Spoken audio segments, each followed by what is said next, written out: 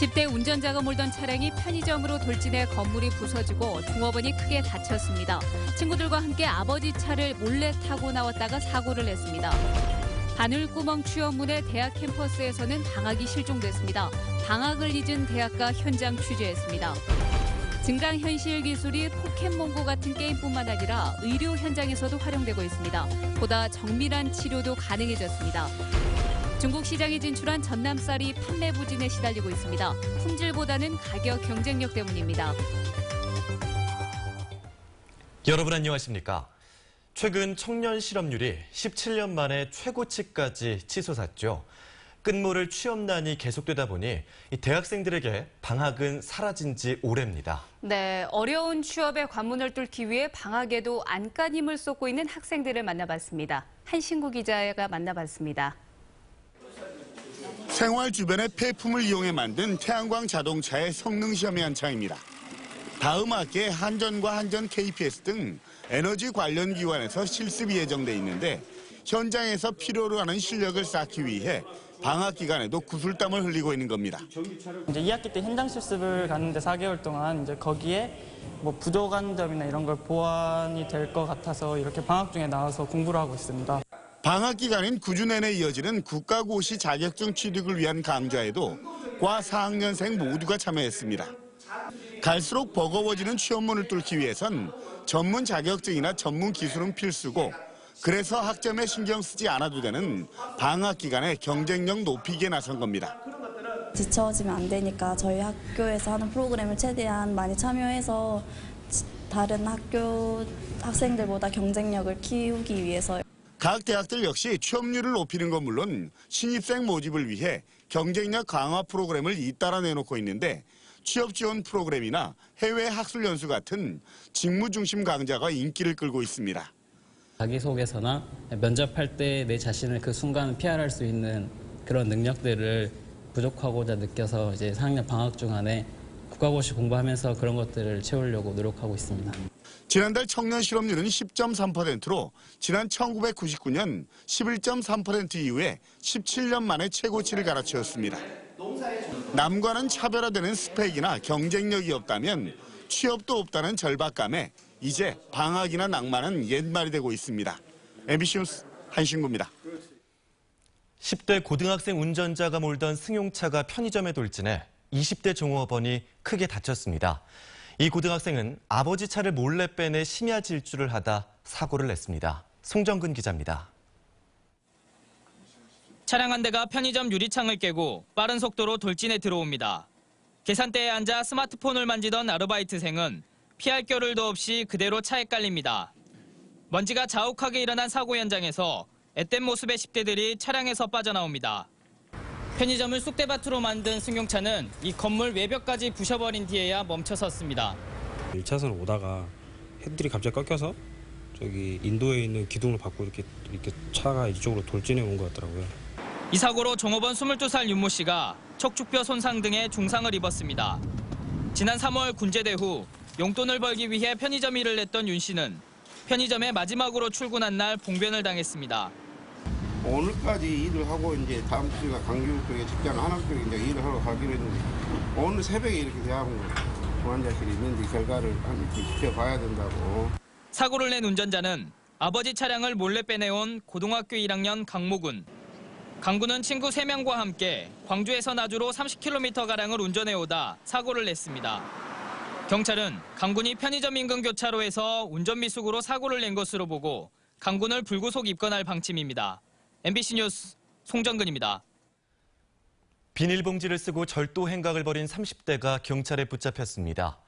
광주 북부경찰서는 지난 12일 새벽 광주시 용봉동의 한 영업장에 침입해 철제 금고를 훔쳐 달아난 혐의로 32살 송모 씨를 불구속 입건했습니다. 한 달 전 출소해 일용직 근로자로 일해온 송 씨는 일감이 없어 생활고를 겪다 범행을 저질렀지만 훔친 금고 안에는 7,000원이 들어있었던 것으로 알려졌습니다. 실제 상황을 비춘 영상에 가상 캐릭터가 등장하는 게임이 요즘 세계적인 인기를 끌고 있습니다. 증강현실이라는 기술을 이용한 건데요. 이 증강현실 기술을 의료 분야에 적용해 더 정밀하고 빠른 치료가 가능해졌습니다. 이미지 뉴스 리포터입니다. 아픈 근육과 뼈의 영상이 환자의 몸 위에 그대로 비춰집니다. 피부를 절개하지 않고도 의사와 환자는 아픈 부위를 함께 보며 치료 방법을 논의합니다. 실제 영상의 3차원의 가상 이미지를 겹쳐 보여주는 증강현실을 적용한 진찰 모습입니다. 환자의 상태나 또 그리고 앞으로 일어날 시술들을 먼저 해보게 됨으로써 그분들에게는 정확한 진단과 정확한 치료가 이루어지겠죠. 조선대병원 정형외과 문영래 교수팀은 CT나 MRI보다 더 정확한 진단을 내리고 환자도 쉽게 이해할 수 있도록 증강현실 진료 시스템을 개발했습니다. 환자의 정보가 담긴 이 바코드를 비추면 증강현실로 아픈 부분이 직접 나타나게 되는 방식입니다. 현재는 CT나 엑스레이 등 기존 영상 데이터를 바탕으로 3D 표준 모델을 만들고 이를 통해 보다 정교하고 빠른 치료가 가능해진 단계입니다. 이 3D 영상이 환자의 몸 동작에 따라 움직이는 AR 표준 모델도 구축되고 있고 3D 프린팅 기술을 이용한 맞춤형 수술 도구도 활용될 예정입니다. 인간의 생명 연장은 이미 예상되어 있는 것이고 이제 이런 가상현실과 IT와 연결되어 있는 치료를 통해서 이제 그분들이 그런 연장된 생명을 얼마나 좀 더 높은 질을 통해서 본인의 삶을 영위할 수 있게 하는가. 문 교수팀의 3D 진료 시스템은 앱 형태로도 개발돼 국내외 의료계와 교육 현장에 저렴하게 배포될 예정입니다. 이를 통해 미래형 의료 시스템의 세계 표준화를 만드는 게 문 교수팀의 목표입니다. MBC 뉴스 이미지입니다. 광주 MBC 5.18 36주년 특집 프로그램 그들의 광주 우리의 광주는 포털 사이트 스토리 펀딩으로도 연재됐습니다. 광주를 위해 희생된 광주 밖 사람들의 사연에 전국의 시민들이 한 푼 두 푼을 모아줬는데 이 기금을 종잣돈으로 하는 의미 있는 사업이 시작됐습니다. 김철원 기자입니다.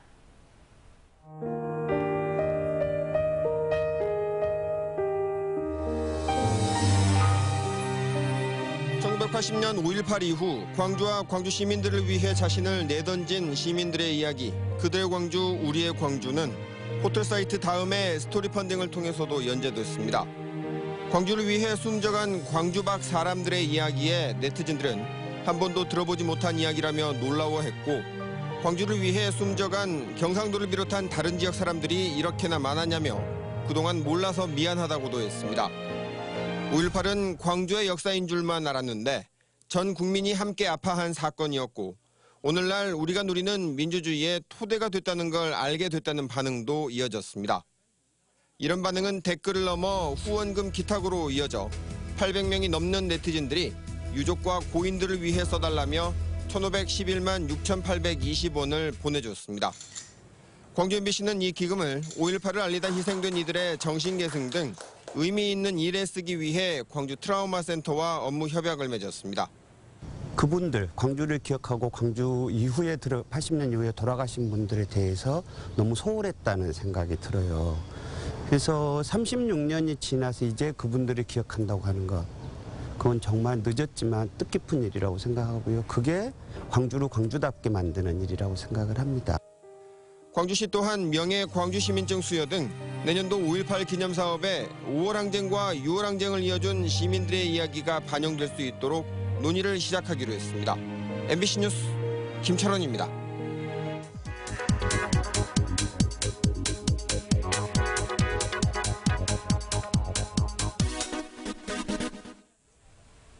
어느덧 코앞으로 다가온 여름방학. 어떻게 보낼까 고민 중이시라면 문화예술기관에서 준비한 다양한 프로그램과 함께하는 건 어떨까요? 광주 북구 청소년 수련관에서는요, 이달 28일부터 31일까지 판토마임과 저글링을 배워보는 청소년 마임 워크숍을 진행을 합니다. 그리고 지역문화교류 호남재단에서는요, 오는 30일부터 매주 토요일에 광주 읍성 흔적에 대해서 미래 문화유산을 남기는 프로그램을 운영을 하는데요. 도심 문화자원에 대해서 배우고 3D 프린터를 활용한 다양한 체험 프로그램을 즐길 수가 있습니다.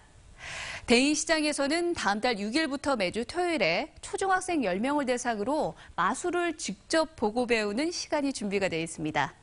그리고 광주문화예술교육지원센터는 다음 달 14일부터 4일간 광주시청에서 방학 캠프를 개최합니다. 이 밖에도 광주 곳곳에서 방학맞이 문화 프로그램이 운영이 되는데요. 올 여름방학 다채롭게 준비된 프로그램을 이용해서 알차게 보내시길 바랍니다. 카드뉴스였습니다. 우리나라 쌀의 중국 수출은 쌀 소비 위축으로 시름에 빠진 농민들에게 희망이 될 것으로 기대됐습니다. 하지만 가격 경쟁력이 떨어지고 판로 확보가 어려워 중국으로의 쌀 수출 효과는 크지 않아 보입니다. 김양훈 기자가 취재했습니다. 올 초 해남 옥천농협에 한눈에 반한 쌀 5톤이 중국에 첫 수출됐습니다. 많지 않은 물량이지만 전남 쌀의 중국 수출 판로가 확대될 것이라는 기대가 컸습니다. 하지만 5개월이 지나도록 판매가 부진해 연말까지 추가 수출 수요가 없습니다. 전남 쌀의 중국 판매 가격은 1kg에 6,000원 선, 중국 쌀보다 4배 넘게 비싸기 때문입니다. 후반주 들어오면은 계속 한다는 계획이었는데 판매 좀 부진한 것 같아요. 가격이 좀 비싸다 보니까요. 전남 쌀을 비롯한 전국 6개 RPC에서 중국으로 수출된 국산 쌀 판매 실적은 대부분 비슷합니다. 지금까지 수출된 국산 쌀은 200여 톤으로 당초 농식품부의 중국 쌀 수출 목표치의 10%에 불과합니다. 유통망 확보 등 판매 대책 없이 실적을 내기 위해 성급하게 추진한 중국 쌀 수출 추진이 판매 부진으로 이어지고 있습니다. 농식품부는 뒤늦게 중국 쌀 시장 조사에 나서고 있습니다. 국내에 있는 중고가 고객을 타겟으로 유기농 쌀이라든가 고품질 쌀을 개발하여 이런 판촉 활동을 진행해 나갈 계획입니다. 전라남도는 쌀 판로 확대를 위해 산시성 식품박람회와 베이징 식품박람회에 참가해 수출 상담회를 개최하는 등 전남 쌀 홍보 마케팅을 강화하기로 했습니다. MBC 뉴스 김양훈입니다. 올해 일기작 벼수확이 오늘 순천시 해륙면에서 진행됐습니다. 이번 벼수확은 지난 3월 모내기 이후 130여일 만으로 순천시는 농업기술센터에서 생산한 미생물제의 영향으로 벼의 성장 속도가 빨라지면서 수확 시기도 지난해보다 열흘 정도 앞당겨졌다고 설명했습니다. 순천 벼 조기 재배단지에서는 다음 달 10일부터 본격적으로 벼 수확이 시작돼 올해 690여 톤, 10억 원의 매출이 예상되며 수확 이후에는 전통 한약재인 택사가 재배됩니다. 세방산업의 발암물질 배출과 관련해 광주시가 유해 화학물질을 배출하는 산단내 공장들을 전수조사합니다. 광주시는 어떤 공장에서 어떤 유해 물질을 배출하고 있는지 종합적으로 파악하기 위해서 환경부 산하의 화학물질안전원의 유해 화학물질 배출 사업장과 배출량 자료를 요청했습니다. 또 세방산업의 트리클로로에틸렌 배출 실태를 점검하고 대책을 마련하기 위해서 주민과 환경단체 전문가 등이 참여하는 TF를 구성해 내일 첫 회의를 열기로 했습니다. 동부문화재단이 5년 동안 매년 5천만 원씩 장학금 2억 5천만 원을 광주시에 기탁하기로 했습니다. 이번 기탁은 지난달 말 동부대우전자가 일시적으로 경영위기를 맞은 상황에서 윤장현 시장이 발벗고 나서 도움을 준 데 대해서 감사하는 의미로 추진됐습니다. 동부대우전자의 최진균 부회장은 윤장현 시장을 만난 자리에서 연구개발 중인 프리미엄 제품을 광주 사업장에서 생산하겠다고 말했습니다.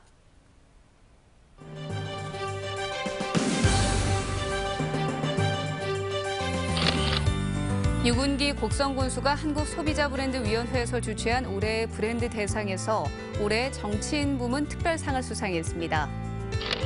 고해양조가 광주 동구 새마을회와 업무 협약을 맺고 후원금을 전달했습니다.